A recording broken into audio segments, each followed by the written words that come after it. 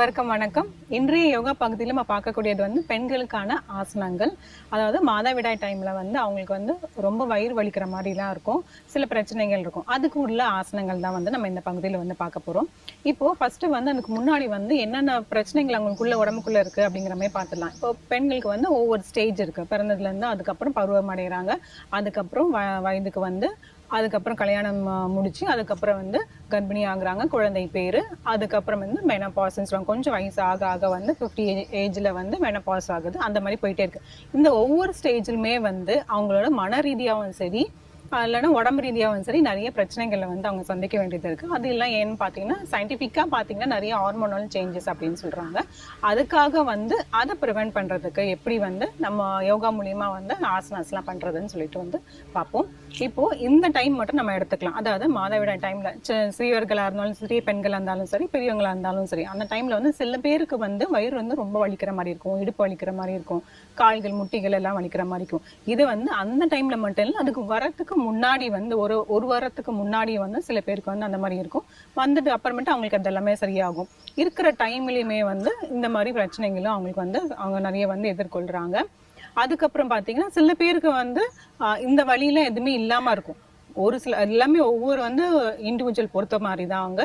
அவங்களுக்கு ஒரு சிலருக்கு வந்து ரொம்பவே வலிக்கும், சில பேருக்கு வலியே இருக்காது, சில பேருக்கு மீடியமாக இருக்கும். இப்போது இந்த மாதிரி டைமில் வந்து நம்ம எப்படி இருக்கணும் நம்ம அப்படிங்கிற மாதிரி பார்த்துக்கலாம். ஃபஸ்ட்டில் வந்து ஒரு ஆசனம் வந்து பார்த்துடலாம். ஒரு ஆசனம் வந்து பத்த கோணாசனா, அதான் பட்டர்ஃப்ளை. அது எப்படி பண்ணுறதுன்னு சொல்லிட்டு பார்ப்போம். கால்கள் நீட்டிட்டு ஒவ்வொரு காலை அப்படி மடக்கிறோம், மடக்கி இப்படி வச்சிடுறோம்.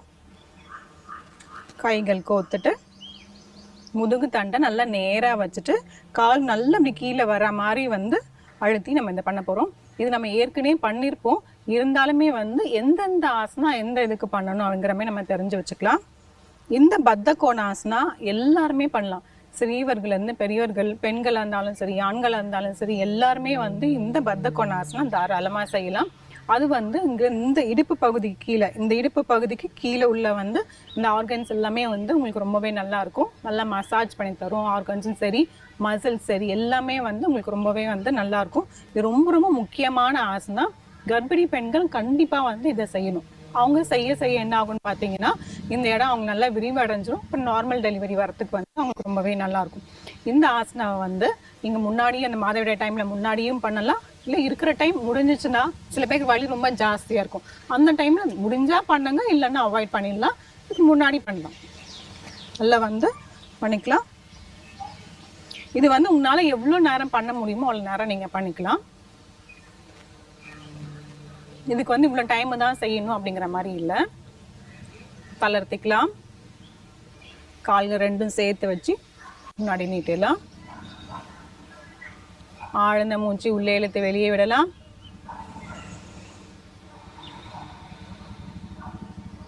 அடுத்தது வந்து மண்டுக்காசனம். மண்டுக்காசனம் வந்து நம்ம என்ன பண்ண போகிறோம், ஃபஸ்ட்டு வந்து வஜ்ராசனால உட்காந்துடலாம். ஒரு கால் மடக்கிட்டு இந்த மாதிரி வஜ்ராசனால உட்காரோம். இப்போது இந்த வஜ்ராசனாவை இப்படி ரெண்டாக வந்து நம்ம பிரிக்க போகிறோம். இந்த கால் இப்படி, இந்த கால் வந்து இப்படி பிரிக்க போகிறோம்.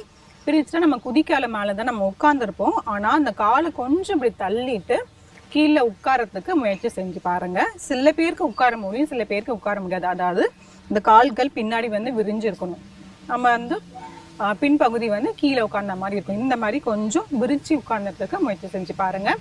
முடியலன்னா பரவாயில்ல, நமக்கு இது கீழே வந்து ஒரு தலைகாணியை போட்டுட்டு அதுக்கு மேலே கூட நீங்கள் உட்கார்றதுனாலும் உட்காரலாம். சில பேருக்கு இந்த இடத்துல கால் பகுதியில் இந்த கொலுசு போகிற இடத்துல வலிக்கும், அந்த இடத்துலையும் நீங்கள் வந்து தலைகாணியை வச்சுக்கலாம். இல்லைன்னா நீங்கள் உட்கார இடத்துல பின்பகுதியிலையும் கீழே வந்து தலைகாணியை வச்சுக்கலாம். இது வந்து மண்டுக்காசனா. கைகள் ரெண்டுமே நீங்கள் வந்து முட்டி கீழே வச்சுக்கலாம். அப்படி இல்லைன்னா நீங்கள் சின்முத்திரை வச்சியும் உட்காரலாம். இதில் வந்து சில வினாடிகள் இருக்கலாம். தளர்த்திக்கலாம். அப்படியும் ரெண்டு கால்களையும் சேர்த்து வச்சுட்டு வஜ்ராசனம் மாதிரியே வந்து உட்காந்துடலாம். ஆழ்ந்த மூச்சை உள்ளே இழுத்து வெளியே விடலாம். அதுக்கப்புறமேட்டு இன்னொன்று பார்க்கலாம். அதே மாதிரி வஜ்ராசனால உட்காந்துட்டு இப்போ வந்து கால் அதே மாதிரி நம்ம விரிக்கிறோம். இப்போ நம்ம இந்த மாதிரி விரிப்பில் இப்படி உட்கார்ந்து இருக்கும் போது வஜ்ராசனம் போட்டு 2 காலையும் வந்து இப்படி விரிக்கிறோம். விரிக்கும் போது இந்த மேட்டோட இந்த அளவுக்கு ஏற்ற மாதிரி நீங்க விரிச்சுக்கோங்க. அந்த அளவுக்கு நீங்க ஒரு மெஷர்மெண்ட் மாதிரி வச்சுக்கோங்க. வச்சுட்டு இப்போ வந்து இந்த டைம்ல வயிறு வலிக்குற டைம்ல வந்து நீங்க கொஞ்சம் ரிலாக்ஸேஷன் ஆகணும் அப்படின்னு பாத்தீங்கன்னா நீங்க இந்த இடத்துல வந்து ஒரு 2 தலையாணையை போட்டுக்கலாம். ஒரு 2 தலையாணையை போட்டுட்டு அது மேல வந்து நீங்க அப்படியே படுத்துக்கலாம். உங்களுக்கு நல்லாவே வந்து ரிலீஃபா இருக்கும். அப்படி இல்லைனாலும் இப்படியும் படுத்துக்கலாம். கைகள் முன்னோக்கி நீட்டிட்டு அப்படியே வந்து இப்படி படுக்கலாம்.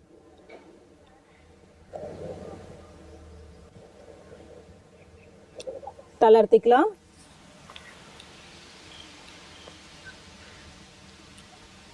ஆழ்ந்த மூச்சு உள்ளே இழுத்து வெளியே விடலாம்.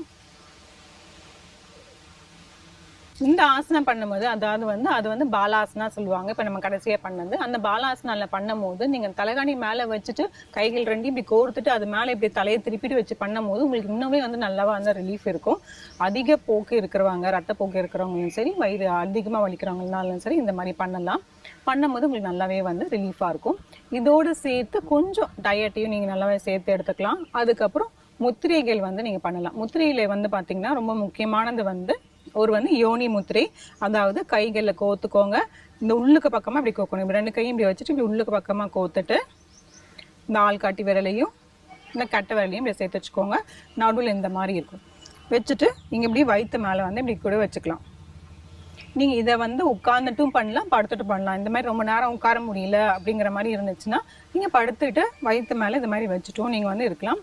இது கண்டிப்பாக வந்து ஒரு 10 நிமிடத்துலேருந்து 15 நிமிடங்கள் கண்டிப்பாக செய்யணும். இது இப்போ சில வினாடிகள்ல இருக்கலாம்.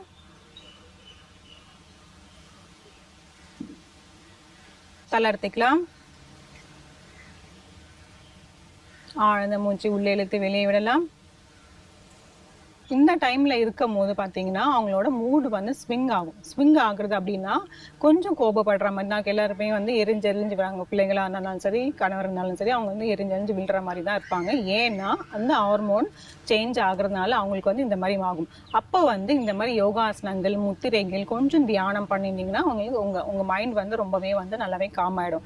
சில டைம் செய்ய முடியலங்கிற மாதிரி வச்சுட்டு தான் இப்போ அந்த ஆசனங்கள்லாம் சொன்னாங்க. இந்த ஆசனங்கள்லாம் செய்ய முடியலன்னா வெறும் முத்திரைகளும் தியானம் மட்டும் நீங்கள் செஞ்சுக்கலாம். மூச்சு பயிற்சியும் செய்கிற மாதிரியும் செய்யலாம். அதாவது நாடி சோதனா இருக்கு இல்லையா, இந்த ஆல்டர்னேட் நாஸ்ல பிரீத்திங்னு சொல்லுவாங்க, அதுவும் பண்ணலாம். இந்த முத்திரையும் தியானம் அப்படியே அமைதியாக வந்து உட்காந்துக்கலாம். இப்போ முதுகுலாம் வலிக்குது, ரொம்ப இடுப்பு வலிக்கிற மாதிரி இருந்துச்சுன்னா வால் மேலே வந்து சாஞ்சி உட்காந்துட்டு அதுக்கப்புறம் நீங்கள் 2 கைகளும் சின்ன முத்திரையை வச்சுட்டு தியானத்தில் அப்படியே உட்காந்துட்டிங்கன்னா உங்கள் மைண்ட் வந்து நல்லாவே காம் ஆகும். உங்கள் வயிறு வலி எல்லாமே வந்து என்னென்ன பிரச்சனைகளோ எல்லாமே வந்து உங்களுக்கு நல்லா செலவாகும்.